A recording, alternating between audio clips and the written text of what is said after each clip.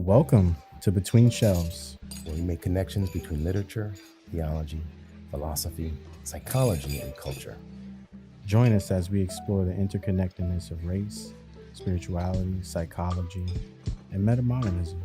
Each episode invites you into a thought-provoking journey, unpacking how these elements shape our understanding of the world and ourselves. My name is Aaron Waldron. We're a religiously traumatized theopoet and a shaman in journey. Our work focuses on creating community and between spaces for religiously traumatized millennials, navigating life beyond colonized religion. And my name is Rafael Reyes. My work is on the importance of imagination and theopoetics in philosophy and religious pluralism. We invite you to Between Shelves to learn, listen, and become. All right, welcome to the next part of the dialogue, where we're talking about spirituality and modernity. Thank you for joining us once again. And I would say let's jump back in. I think one of the questions that we were kind of tackling with was the question of modernity and metamodernism and how they differ a bit when we do engage in spirituality, when we do engage in any form of like critical thinking. And I thought that would be a good way to work this discussion out and maybe talk a little bit about modernity and why metamodernism is savory, if you will. Just as a quick note, metamodernism is the culmination of not only the modern movement, modernity, but also the postmodern movement. So there's these two flows that have been kind of fighting with each other for some time, and metamodernity tries to work on reconciling both of them. So I guess it would be smart to talk about modernity and what it espouses, at least a little bit, and what the heck does it have to do with race, right? Good one. It's especially at this day where race is such a critical issue, and we just kind of have to talk about it and engage those places. So I'll kind of segue it into you, Aaron. What are your thoughts, at least, on what is modernity? Why does it leave sometimes a bad taste in your spiritual or critical thinking mouth, if you will? Yeah, it's interesting because for me, when thinking about modernity, thinking of authors and writers such as W.E.B. Du Bois, especially when he brings up this concept of double consciousness in his book, The Souls of Black Folk, 1903. So it's interesting because in this book, he's exploring the psychological and social effects of racism, and he's introducing this concept of double consciousness. And it's interesting because we see this a lot throughout history when colonialism or this theopoetic symbol of the colonizer is integrating or meeting difference or different people, usually people of color, and then trying to erase their identities, their history, even their theology. So that's where it gets really complicated, where our spirituality is affected by these things too. It's not just our race, our skin complexion, or just our class, in terms of economics, but it's also that aspect of ourselves that cannot be measured or seen with the human eye, and we refer to, in terms of spirituality. These things are being affected by these things outward, and so double consciousness comes up for me when thinking about spirituality and modernity, as well as another thinker, writer, author, and pretty much an early theopoet, Rubem Alves, when he's talking about spiritual alienation. Like this, how does something or a group of people or a system make you feel not part of even spiritually, like, and so for me, someone who explores and studies and is in a process of healing religious trauma, spiritual alienation hits home for me really close, because this concept of making someone feel so alienated that they don't even feel comfortable in their own body, in their own flesh, it really pushes us to never feel like we're part of anything. And that's a lot of stress, What are your thoughts? As you're talking, I'm reminded of you're hitting on a feeling, right? It's not even a feeling, because it's this experience that's being realized of what happens when empire tries to oppress knowledge of the people they are oppressing, right?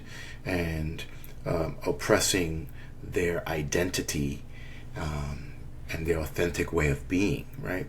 So when you're looking at how a group can come in and wipe out your major army and says we're taking over the government, and they can wipe out a number of people and say the rest of you are now part of us. And in order to survive, guess what? Yeah, I am that. And they're held with this form of double consciousness. I have to be them in order to survive, but I'm still who I am. And I fight to reconcile both of them. We see this historically throughout, right? If we look at Roman Greco culture, when Rome was taking over and forming their world, people didn't have history. Rome was history. Everything else was, you have no history until you become a part of us. And you can do what you want, but hey, we are Rome. The Pax Romana, right? The peace of Rome. That goes into that framework. I mean, when you're looking at Roman Catholicism and their colonizing moments, right?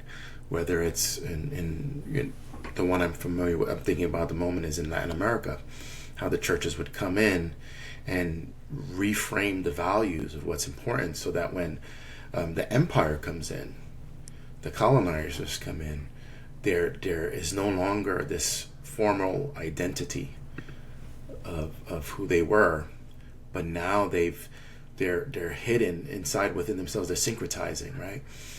Their God and our gods, their saints with our gods, to try to salvage and keep what they have, but at the same time, meeting the needs of survival. Let me do what the colonizer needs. So when you're talking about this notion of double consciousness, yes, that's what you're seeing in modernity, when it boils down to this notion of empire, right? And empire coming in and trying to assert their framework of thinking. And that framework of thinking is Roman Greek logic, or the empire's logic, right? The empire's reason, and the empire's sort of empirical evidence. So if we wanted to kind of highlight what a modernity is, modernity tried to be universal in its approach, but it still comes from empire, right? It still comes from empire. So that form of logic and reasoning, we praise Descartes, and we're grateful for Descartes for his work. But let's be honest, he's not doing this as a free man in Africa, or he's not doing this as a free Latino, in not Latin America, wherever he's at, whether it's the Aztec in space or anything like that. Those knowledges have been wiped out or marginalized, and we're only beginning to probably get some of the inklings of it. Modernity, as it came in, is sort of like this universalizing presence, that there is this one framework of logic, there is this one framework of reasoning and thinking, and as well as evidence, right? Empirical evidence, that is primary, and that should be our way of thinking. And that's problematic, right? When you're looking at other nations and other knowledges and their formation. And so I think with that, you have some of those issues and problems that came in with modernity.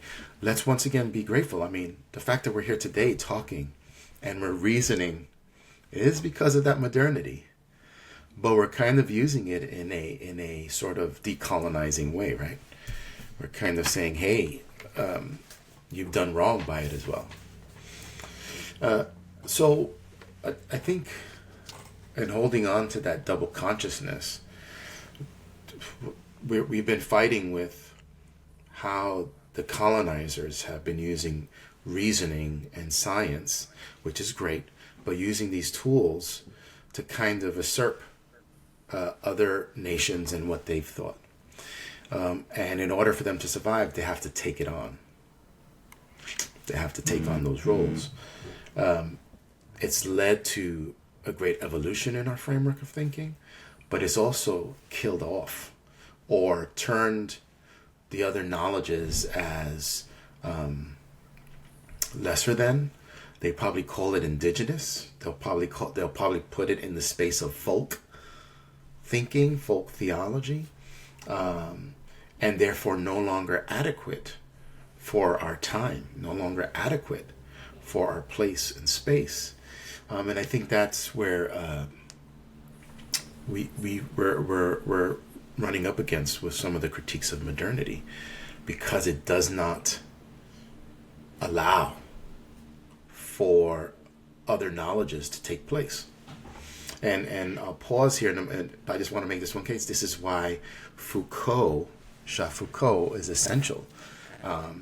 He critiques that type of discourse, right? That's a power discourse that's in play here. And this power discourse is, here you are, you claim to have a universal knowledge, but under it are these marginal knowledges waiting that are breaking or making cracks, because universal knowledge cannot answer to certain things, and therefore these marginal knowledges kind of peek out at that moment, saying, hey, here I am, I have a response to that. Here's a reason why. You don't know this event. You don't know this history.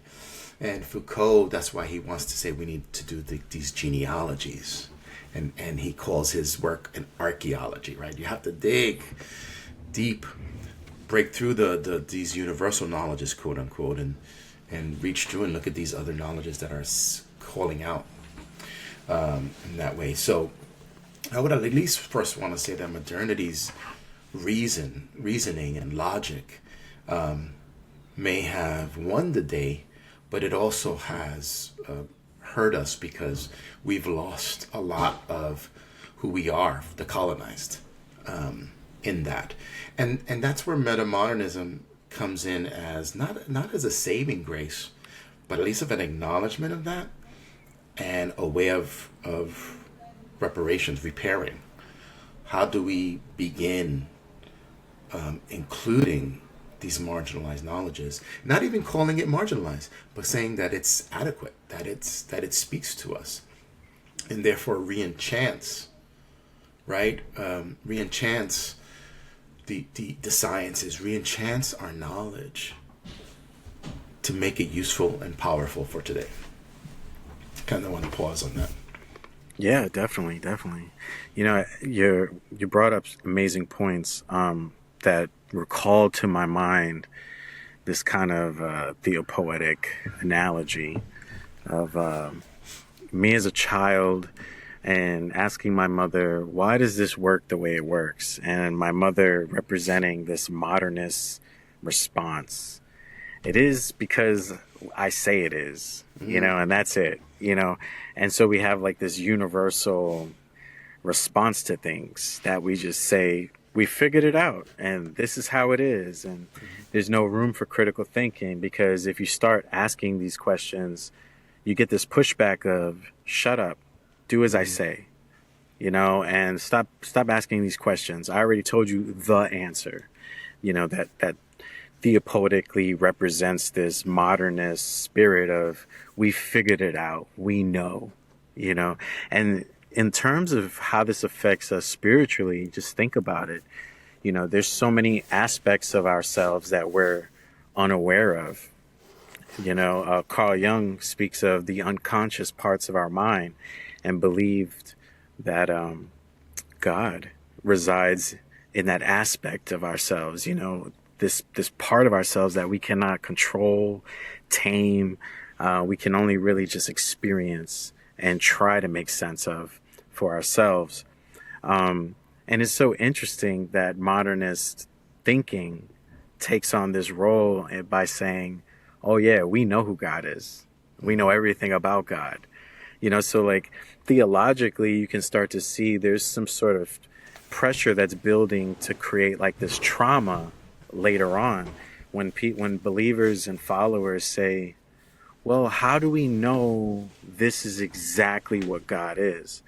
And then that usually becomes like a question that, you know, gets confronted with your faith is lacking. And then it distracts the critical thinker to say, oh, I shouldn't question God then. I shouldn't question whether this version or understanding of God is inaccurate, because that makes me wrong. That makes me faulty. That makes my faith weak. And if my faith is weak, that means I need to stop questioning God. You know, so like it gets really confusing for anybody that's trying to figure things out for themselves. But like you said, love what you said. Without modernity, we wouldn't be where we are. So we're deeply grateful for that. But it is dangerous and concerning that there's certain aspects that weren't considered.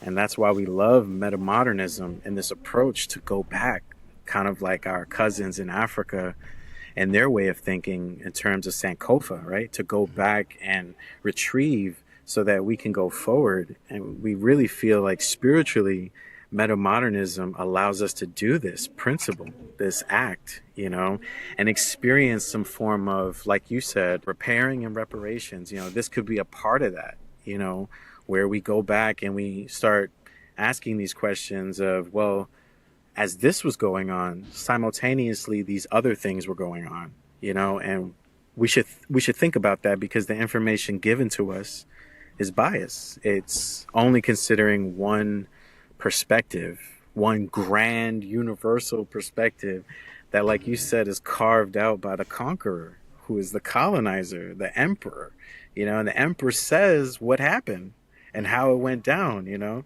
So I think that's where it gets really interesting, because our good friend Rubem Alves pushes us to question these systems, these oppressive systems, you know, and makes claim that they're harmful to us in the sense that it prevents us, or prevents the ability for us to dream, hope, and even imagine alternative realities, because we're only focused on the colonizer or the conqueror's realities, symbols, language, and even dreams, which those dreams could look like keeping us enslaved, you know? Hey there, listeners. Dr. Waldron here. If you're enjoying the deep dives in today's conversation, we've got something that might interest you. Throughout this podcast, we mention a variety of books that align with various themes, concepts, ideas, as well as theopoetic, symbolism. Whether we're talking about metamodernism, psychology, spirituality, film, or even philosophy, by using the Amazon affiliate links we've provided in the episode description, not only can you get your hands on these books quickly and easily, but you'll also be supporting this podcast project at no extra cost to you. It's simple. It's a really simple way to show your support and help us continue bringing thoughtful, enriching content your way. So the next time you're curious about a book we discuss, click the link in the show notes or in the description. And thank you for helping us keep this journey going.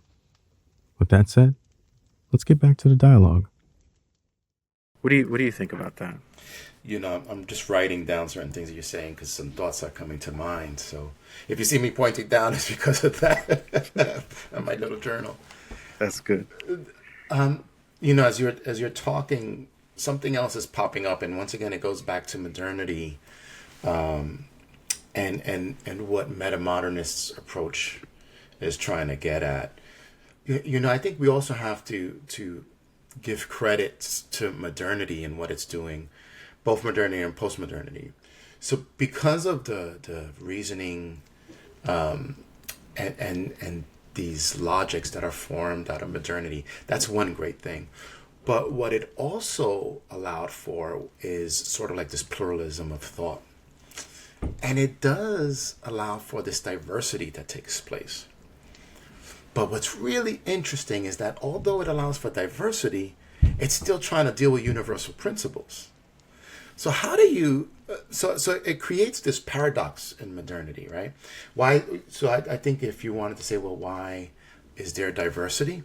Well, people can come around science. People can come around logic, right? Logic becomes a universal principle. We can use that.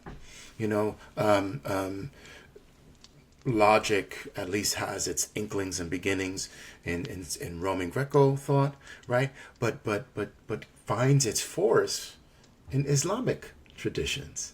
And so then you could have these conversations that are coming into place, right? Plato is within that Plato writes within Greek and Rome, but there's some great Platonists in Islamic thought. You have Aristotle, but guess what? Some of the best thinkers in Aristotle are from Islam. Averroes, Ibn Arabi, Sukhwardi, all of these phenomenal thinkers. So at least in terms of the exchange of thinking, there's this beauty that arises, right? That comes from this philosophical framework of thinking, and they can apply it to their religious settings. So at least reason and logic and the sciences are unifiers. And there's a beauty to that. So thankful for that beauty. And yet, because there's this pluralism, there is tension. Why am I bringing that up? Because you have, when we're talking about this term of double consciousness, and when we're talking about, there's something else that you haven't mentioned yet now, on spiritual alienation, which I would love for us to continue on in. But going back to this part on modernity and pluralism, they accept pluralism because of the unifying nature of logic and philosophy and science. But there's tension because now we're starting to say, well, who has the right understanding of Aristotle? Who has the correct understanding? Because if it's in that religious space, in that framework, guess what? Now, then who has the right understanding and interpretation of the divine? Those are some underlying aspects that are there. Like for instance, you have Averroes, who was a Islamic philosopher, scholar, who was a great Aristotelian, if I'm not mistaken, and spoke on the soul. And you have Thomas Aquinas that pushes back because he saw a lot of Averroesian Catholic priests, and he had to critique and affirm his Catholic faith. And he's a great orator. He's a great writer, Thomas Aquinas. I mean, he's a lawyer in the way, in his writing and form, right? If you look at his Summa Theologica. A brilliant writer, and he's able to defend his work. But it leaves that tension. There's a pluralism, wonderful, but the tension continues on, and that tension begins to show and break because modernity is saying there's a tension within pluralism. There's this, we can tolerate it, but there's going to be a point that we can't tolerate it anymore. I think we start to see that. That becomes even more clear in American history when we're looking at the Protestant Church and the socialist and fundamentalist movements. I know I'm throwing a lot of pieces here, and we probably have to break that down, but it speaks to modernity and the question arises of who the heck is correct. Because if we believe that there's universal principles, and those universal principles lead us to the divine, well, then who has correct interpretation of the scripture? Who has correct interpretation of how we are called to think? Because that's what Christianity does, and that's a lot of religious systems are these, they bring it all together. And it leads to what I consider today is the main problem. Who's going to win? Who's going to be the one-all be-all of it? And so there's always this back and forth tension between Christianity and socialist movements, which is moving away from maybe a modernist agenda,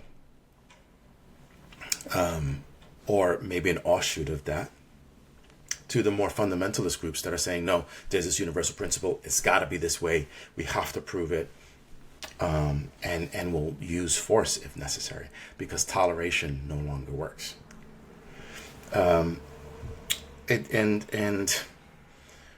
Theopoetics counters that. This is where you come in. This is what's so beautiful. Theopoetics actually says that theology isn't it, right? Theology as this universalizing doctrine, these doctrines that are universal in scope, because it doesn't allow for that novelty or that creativity. That, if we just follow these principles, that's it. We're done and we're good, and we'll continue to survive. Guess what? We do that with science, right? And we just build on it. What happens if there's something's new? It wipes everything under it, right? We always hear in science, hey, there's a rewriting because we found this new thing. These books are no longer valid. They don't want to say that about scripture. We don't want to say that about our spirituality. So guess what? We have to hunker down on these fundamentalist thoughts and say, okay, someone's wrong and it's not us, because then it would hold religion susceptible to the same rules as science, that everything before is invalid. I think the modernist approach tries to really trying to hold on to it and reinvigorate the fundamentalist principles, while certain groups try to move away from it. And that leads to that tension that's there. And that leads to people with double conscience, who maybe have grown up within religious frameworks and get trauma and find no relief in theology, but find hope in theopoetics, right? Because it's that place where they can imagine and hope and see the divine in their current state, right? You did a poem about I think it was your mother's cooking. What was it? What was your mother cooking that you? It was a theopoetic engagement of it. What was it? Smell. It was a smell. And what was she cooking? She was actually cooking rice and gandules, but it was throwing down. But yeah, the whole point was just the food that was being made just brought us back, to these other thoughts and ideas. It wasn't just about eating, which could be like the survival mode, but it was beyond that. We were in a place in our mind and our spirit that was taken back, like time didn't exist, sort of, like this sacred liminal space within our own memories and our mind of these senses were just vibrant, like the smells and the sounds and and just hanging out and being there with my grandmother or my mother. These are memories that was just like, wow, like they're gone now, but that's all we have is those memories. and it feels so divine, you know. And it all started with just a smell of cooking, you know. And I think what's beautiful about that, and I would tell you, if this was thinking within a modernist framework, they'd probably throw you out, is that what is divine, right? And when you're talking about your mother's memories, well, no, that's not divine. You have to think of the spiritual things, the higher things, right? And I think that's where, you know, the Theopoetics challenges sort of like this modernist framework of thinking, especially within spirituality, that the divine is everywhere, in the bite of an apple and the hugging of a tree. People don't want to hear that because they call that New Age spirituality. They call that, you know, that's actually wimpy, right? That's not real theology. That's not how it works. You know, you got to die for your faith. I'm not talking about that. I mean, I think maybe there's a space for that. Yeah, I mean, we have martyrs in our faith. But there's also room for that, for what we're talking about here. It's sort of the theological space, or the space so that we see the divine in a certain way, and in metaphor and these descriptions and symbols that introduce something you haven't thought of. The novelty of God. It's interesting.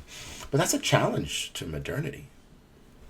And maybe what metamodernism hints at, that, you know, how do we re-enchant the scientific? How do you re-enchant logic? How do you re-enchant some of these rules that are, or these principles that are, you know, mainstays? That's the question that metamodernism approaches, or, you know, brings to the table on that.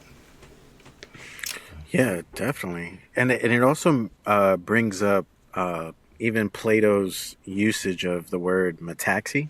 I think I'm saying it right, metaxi. And referring to this in-betweenness, right? And you brought up beautifully this tension, right? And so we think of this tension as more of a creative tension of being human, basically, right? It's constantly there.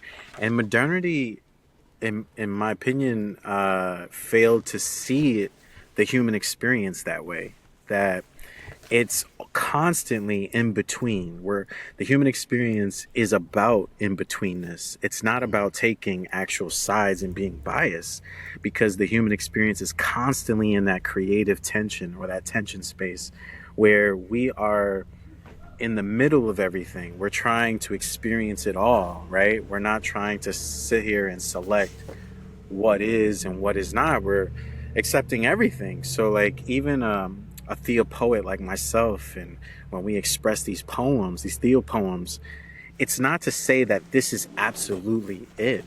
Like God is in the smell and nowhere else. It's to say God is possibly temporarily in the smell, but God is also in so many other things simultaneously. Like God cannot be contained or put into like a jar or something. And we do feel like theopoetically modernist thinkers tend to do that. They try to jar things, you know? And if you think about it, it kind of makes sense. When we jar things, we're trying to preserve it, extend its life shelf. You know, we don't want it to go bad. We want to keep it almost forever, right? And jarring seems to be a technique that even our ancestors developed a while ago that worked long before refrigerators. So when you think about this concept of jarring things, it's like, man, they really are triggered by something traumatic. And because of that, they feel like they have to think like this. They have to do these things. So we don't want any of our listeners to think that we are developing some sort of hatred towards modernists, but we're just critiquing and saying, you know, modernists thought about some good stuff, but there's a constant process. And metamodernism really reminds us that there's an ongoing process, and we should consider these things and not think that once we've jarred it, that's it, you know? And so it really puts us in a state like, if we're not jarring things, then what are we doing with it? How do we experience it? How do we preserve it? you know. Yeah, that's an interesting piece on the jarring. We can play with that a little bit. you you know, I think it's Toni Morrison that talks about rememory. I don't know if you remember that. And I want to bring that in because this jarring reminds me of this rememory. I feel that jarring is not a bad thing, like you said, right? Let's be honest. If you pickling, I love pickles. John's jelly keeps going. I can't have to watch my sugar, so I can't do jelly too much. But still, there's so many benefits to jarring things and preserving. As a matter of fact, that's a practice, like you said, that has so much value for extending food, and is used all throughout our Western civilization for our survival. Grateful for it. We're talking about also the jarring of certain categories of ideas and frameworks of thinking. Once again, those are helpful for us, right? So thinking of hymnals as jars. How do I teach theological values? The notion of hymns, the beauty of hymns to bring forth these theological values, right?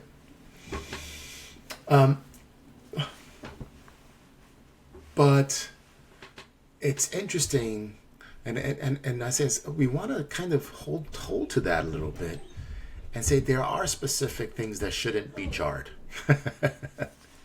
You don't want to jar everything. Sometimes things just don't work. Ideas about women, and should women be subordinated? Are women only meant to be helpers? Questions like that, which when the Age of Enlightenment and modernity, these were the critical discussions on women. And the jarring piece, and keeping those jarred as we're holding on to these values, which is rearing their ugly head right now in our day and age when we talk about the discussion of abortion, has led to a series of trauma amongst, in this particular discussion, women, but can also be seen in race.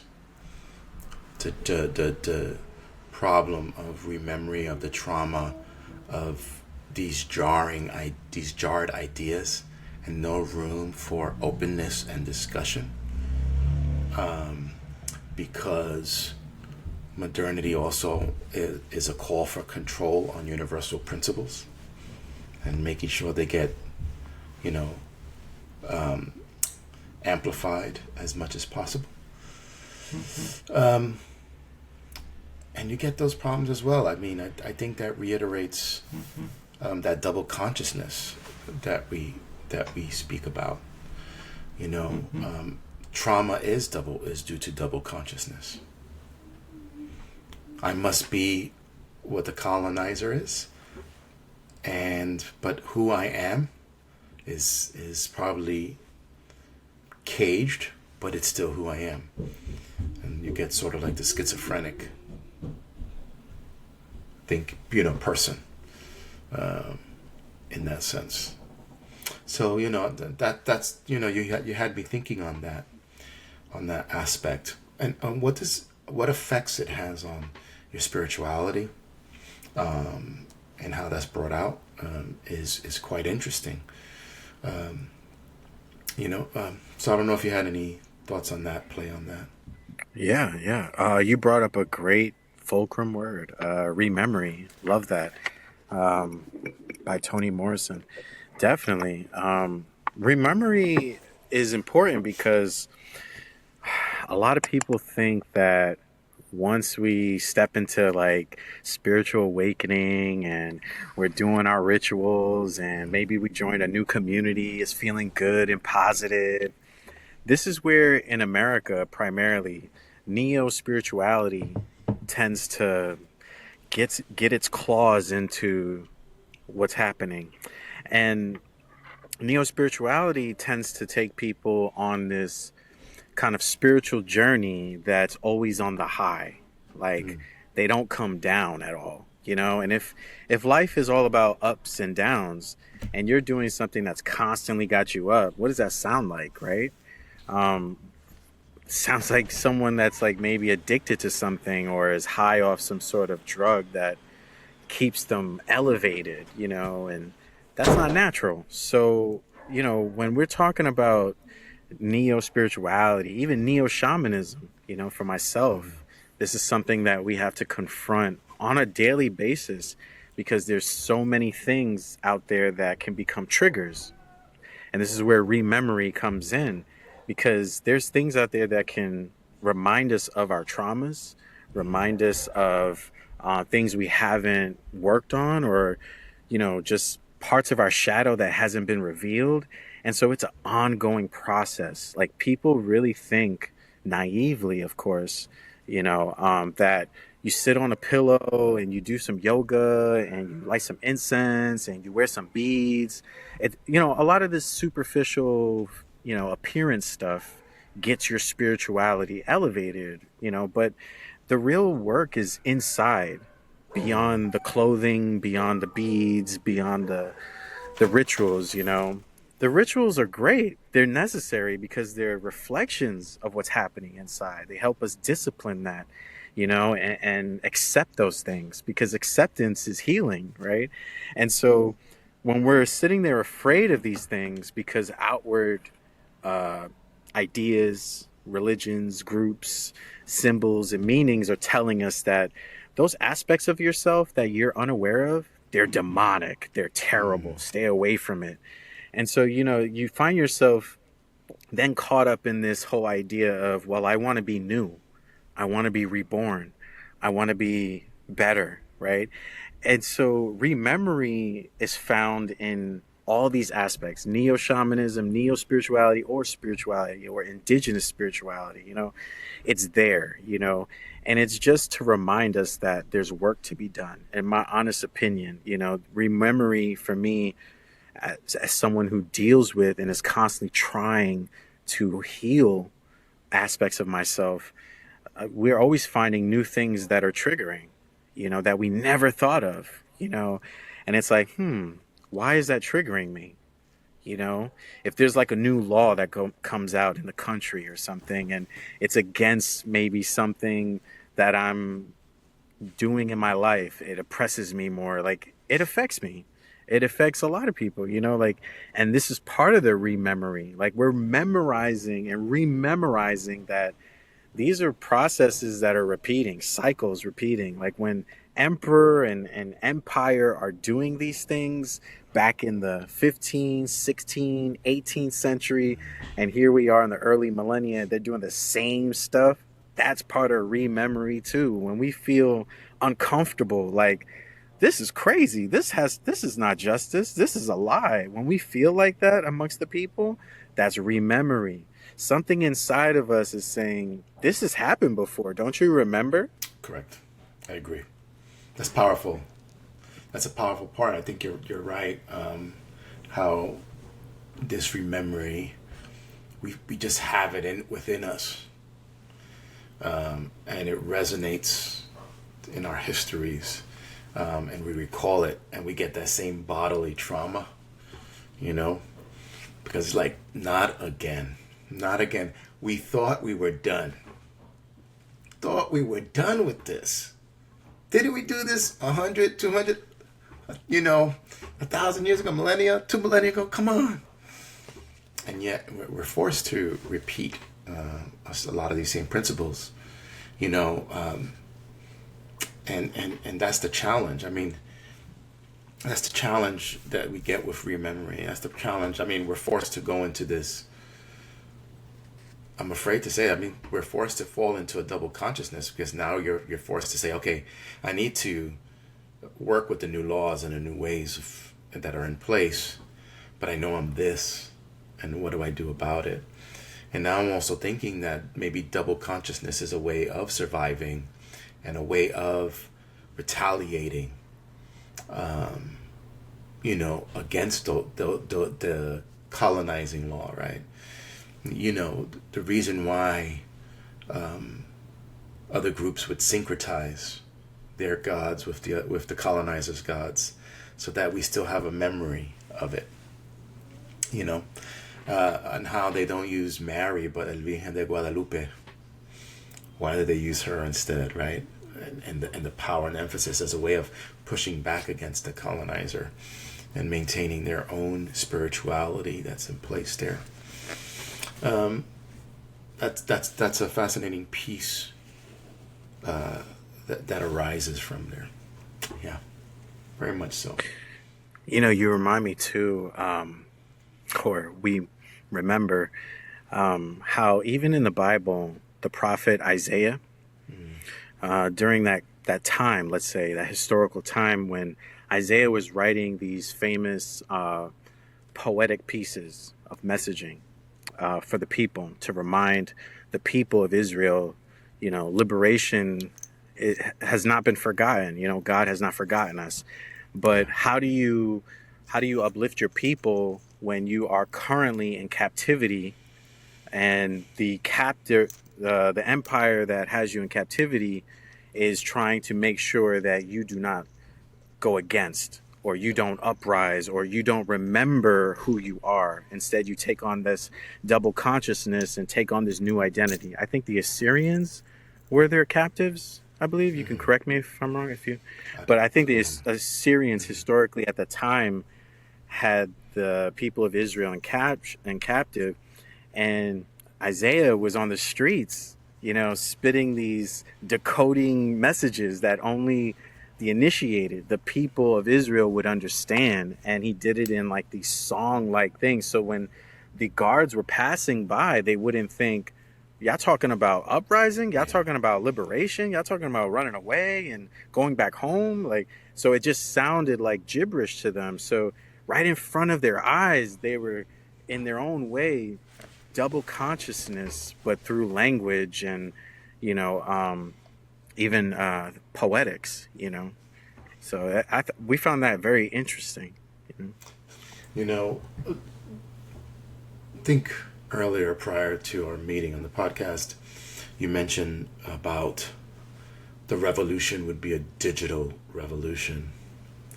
And as you're talking about this, these, speaking in symbols, speaking in this cryptic way, and how the digital revolution is where everything is happening, whether it was in our voting systems or whether it was in the mass propaganda that was happening in the digital space. That's where the revolution is. And it's going to be interesting how we shift and change in the digital spaces to counter colonizing effects, and as well as move into the new framework of spirituality within the digital space, which I still think is this battle, right?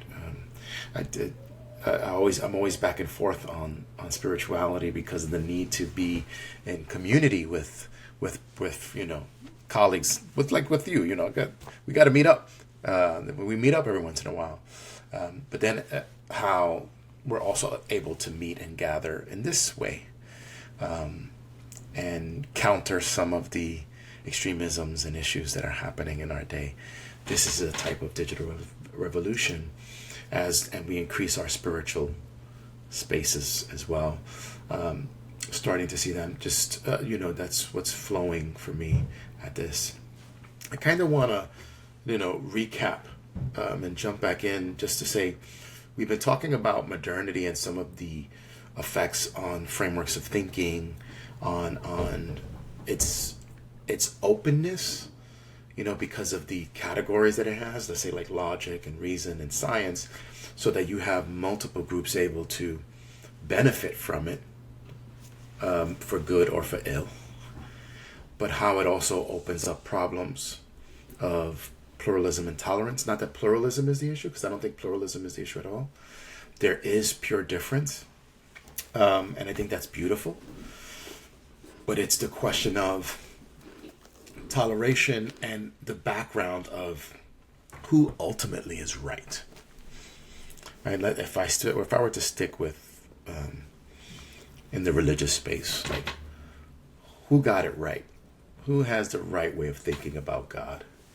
Who has the right way of thinking about the principles? And then sort of like this toleration exists, but, you know, maybe later on we're going to have some beef and we're going to have to deal with it then. And so the framework of modernity still doesn't answer that dilemma and that question. And modernity has brought a lot of good things in the form of that digital revolution and these digital tools. And I think this is an important point, but it also has brought in this increase of materialism and consumerism, which therefore is a form of alienation in various aspects. It alienates us from spirituality and community of others. It says that material progress is the better thing, as opposed to maybe spiritual progress, and led to actually secularization. And I think metamodernism is trying to really hard to say, oh no, we need a spirituality. We need to re-enchant. There is purpose to things, and there is value in community, and there's value to things more than just material goals, material progress, because you can stay really empty there.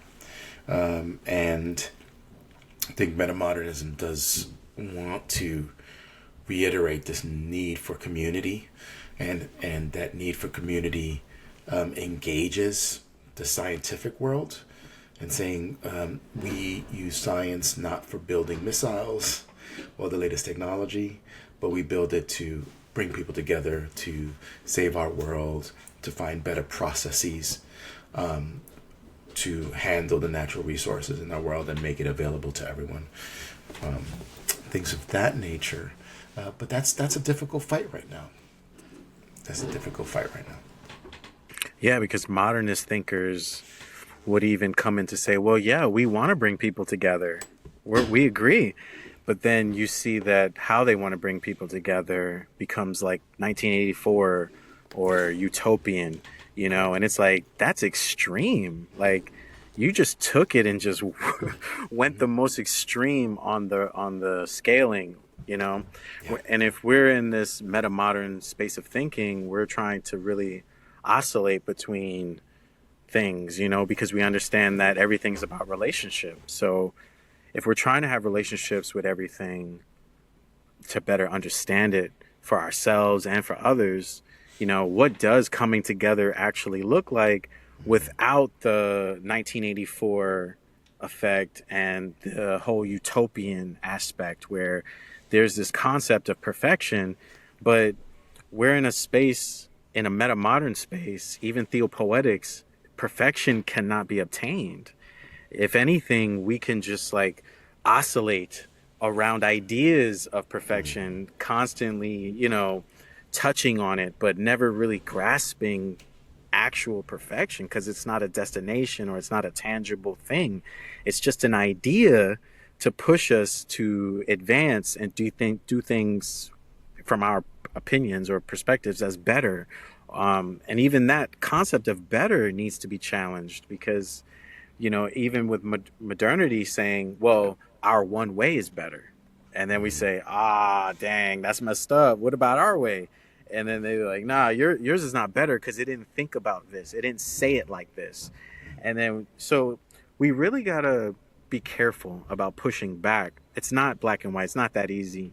It's not just like, yeah, let's just change our ways of thinking and we'll be good. It's very complicated because we have so many aspects that are not changing. And if we are the components of the world that are changing, and the world itself is not changing, then we're running into this tension. And this tension is, we think, is where this kind of podcast exists, where it's not saying we're comfortable and it's not saying we're done, but there needs to be some ongoing reflection, thinking, acceptance, changing, within ourselves first, then outward, But modernity, go ahead, please, sorry. No, please, continue. No, I was just going to say how modernity definitely, on a spiritual front, does not challenge us, does not push us to become more of what we are, right? If we could just invite, the process thinker, Alfred Whitehead, becoming is such a powerful notion. It's a powerful experience or process that every human being and every living thing is going through. And to sit there and say, you've already become what you would ever become, that's it, you're done. Like, how silly of a notion, when everything else is still in process, has yet to become what it truly is. It's just a fascinating notion to me. Yeah. When we're talking about colonizers and the colonized, to be in an act of becoming is counter. It's revolutionary. I was gonna say counter-revolutionary. No, it's revolutionary because it does say to the colonizer, you still don't know me. And I'm not sort of like that puppet. I think the colonizer wants to subdue and make you conform to a certain set of values and framework of thinking and framework of being, right? And to make the claim that I'm becoming, for the colonizer, it's like, no, that's not good. I need a certain amount of production. I need a certain amount of produce. Let's look at AI for a second. We like AI because there's a certain level of predictability. They don't want to get to the level of unpredictability. They rather have, okay, I know that I can use AI for these tools. I don't want to think beyond that. I know I want to make sure I have AI be able to think about the other so that I know how they're thinking and can work things out. That's what they want. They want predictability. We want predictability. But to say that one is becoming adds a level of unpredictability and becomes dangerous. When a colonized says, I'm becoming, be afraid, because the colonized is like, okay, wait a minute, what is he talking about? What does he mean? I didn't say he was or she was. What does that mean? What do they have with this thing? And things get nervous. And then the values of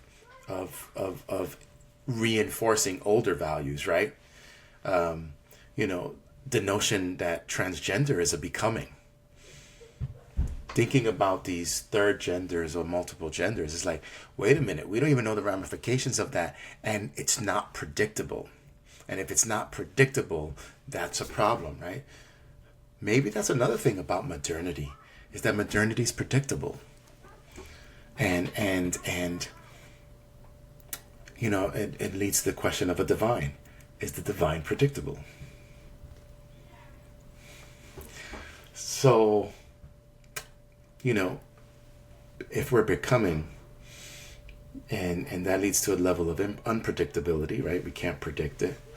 We can do our best to make approximations, but at best, I think the same thing applies with the divine. People are afraid of that too. But this is the pushback of going against modernity, maybe what Metamodernism is bringing in, and even what Postmodernism bring in, because we haven't talked about postmodernity. We have to talk about that in our next time.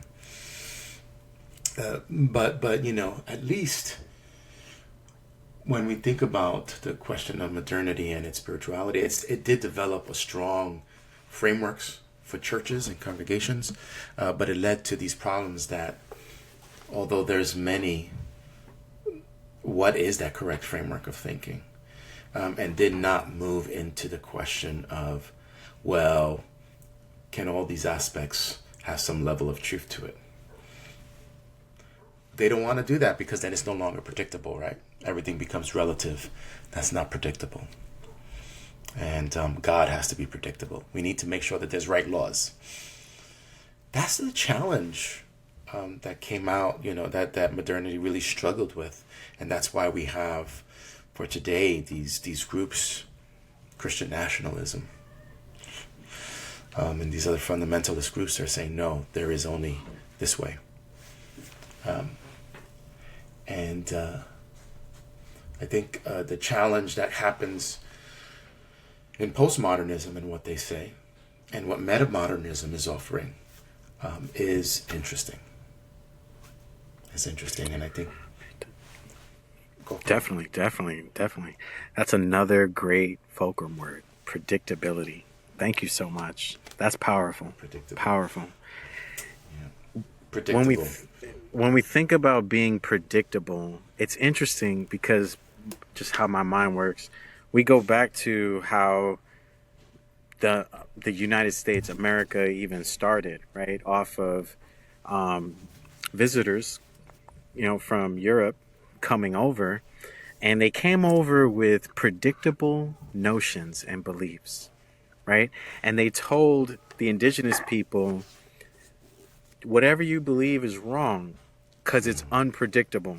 I can't predict it. Yeah.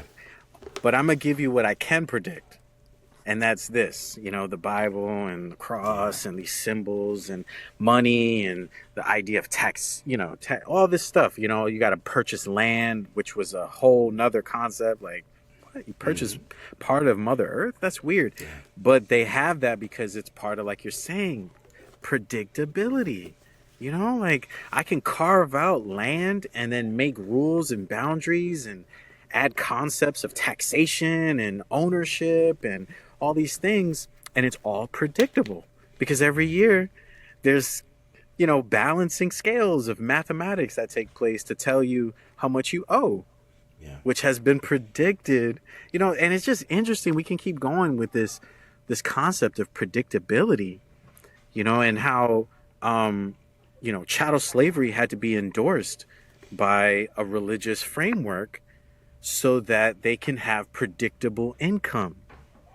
Like we can keep going with this, but it's so crazy. That's such a powerful idea and term you brought up, this idea of predictability. And even in the context of spirituality, is spirituality supposed to be predictable? How do we navigate the unpredictable? How do we accept the unpredictable? I think that's where we're leading to, right? Yeah. And if we were to give a quick response, there is these exoteric forms of religion, which we find in Protestantism and Catholicism and in other religions, in Islam and Judaism. But then you have the esoteric side, which is completely unpredictable. Instead of following the laws, in the laws we find symbols. In the laws we find these numbers and numerology. When we enter into these mystical states, all we get are guides, no answers. And so even within religion, there's these these resistance to say, you better think, if you think predictability is it, you're off. And we find that within the mystical. We find that within, theosophical spaces. I just think that the when we start thinking about that in mass, that's when it becomes problematic. You don't want everyone in mass getting into these states, because then we're, it's, I'm sorry, there is the utter loss of predictability. It's chaos. And I'm not saying all predictability is wrong. It's once it moves out of the way of harmony, that we see problems. And I'm not saying tolerance, I'm saying harmony. There's a difference in those words that we can probably move into later when we start talking about postmodern and metamodern spaces and spirituality. Yeah, definitely. This has been an amazing conversation. We hope that you have had a great time listening in on this conversation. We look forward to continuing this dialogue in the next episode. Please look into the description, all the books and concepts we brought up. Links there to follow along, to see what we're talking about, as well as a link to the previous episode so you can get caught up and look out for the next episode. Did you have anything you wanted to say to close out? Thank you for watching. Yes, thank you. And please consider subscribing, liking, and share the content. There's a lot of people out there that may need to listen or get some tidbits from the dialogue. If you are also interested in commenting, please do. We read the comments. We would love to hear from you. If you want to join the dialogue in the future, shoot us an email. Again, everything is in the description. Until then, see you guys next time.